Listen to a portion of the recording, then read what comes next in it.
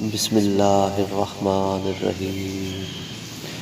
اور اللہ نے آدم علیہ السلام کو سب نام سکھلائے، پھر ان کو فرشتوں کے سامنے پیش کیا، پھر فرمایا کہ مجھے ان ناموں کے بارے میں بتاؤ اگر تم سچی بات کہنے والے ہو۔ انہوں نے کہا کہ تو تمام عیوب سے پاک و منزہ ہے، ہمیں کچھ علم نہیں مگر جتنا تو نے سکھایا ہے، بے شک تو ہی جاننے والا حکمت والا ہے۔ اللہ نے فرمایا کہ اے آدم، فرشتوں کو ان کے نام بتاؤ۔ پھر جب انہوں نے ان کو ان کے نام بتائے تو اللہ نے فرمایا کہ کیا میں نے تم سے نہیں کہا تھا کہ میں آسمانوں اور زمین کی پوشیدہ باتیں جانتا ہوں، اور وہ باتیں بھی جانتا ہوں جو تم ظاہر کرتے ہو اور جو تم چھپاتے ہو۔ اور یاد کرو اے محمد صلی اللہ علیہ وآلہ وسلم، جب ہم نے کہا فرشتوں سے کہ آدم کو سجدہ کرو تو سب نے سجدہ کیا مگر شیطان نے انکار کیا اور سرکشی کی اور کافروں میں سے ہو گیا۔ اور ہم نے کہا کہ اے آدم، تم اور تمہاری بیوی جنت میں آرام کرو اور جہاں سے تم دونوں چاہو جی بھر کے کھاؤ، اور تم دونوں اس درخت کے قریب نہ جانا ورنہ تم دونوں ظالموں میں سے ہو جاؤ گے۔ پھر شیطان نے دونوں کو پھسلایا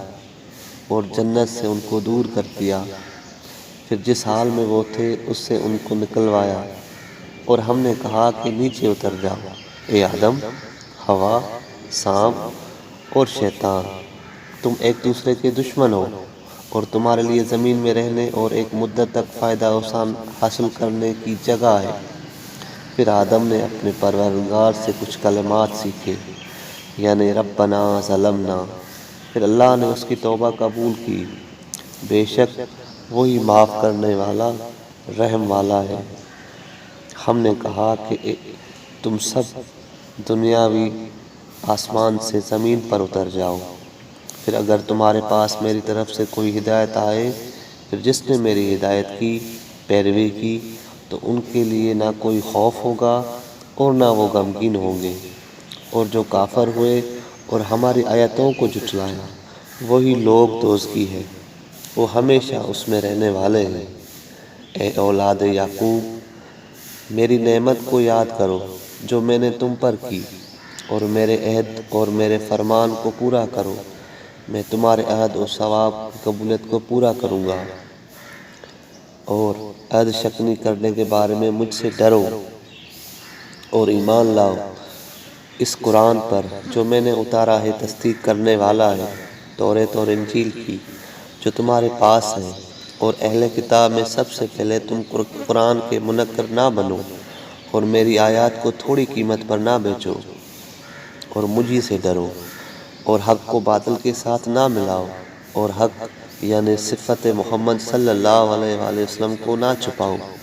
اور تم جانتے ہو کہ محمد صلی اللہ علیہ وآلہ وسلم پیغمبر ہے۔ اور نماز قائم کرو اور زکوٰۃ ادا کرو، اور نماز پڑھنے والوں کے ساتھ نماز پڑھو، کہ محمد صلی اللہ علیہ وآلہ وسلم اور ان کے اصحاب کی صفت ہے۔ کیا لوگوں کو نیکی کا حکم کرتے ہو اور خود کو فراموش کر دیتے ہو؟ اور تم کتاب پڑھتے ہو جس میں محمد صلی اللہ علیہ وآلہ وسلم کی صفت ہے، کیا پھر بھی عقل سے کام نہیں لیتے؟ اور صبر اور نماز کے ذریعے مجھ سے مدد حاصل کرو، اور بے شک یہ نماز اور صبر بہت گراں ہے اور سخت ہے سوائے ڈرنے والوں کے۔ صدق اللہ العلی العظیم۔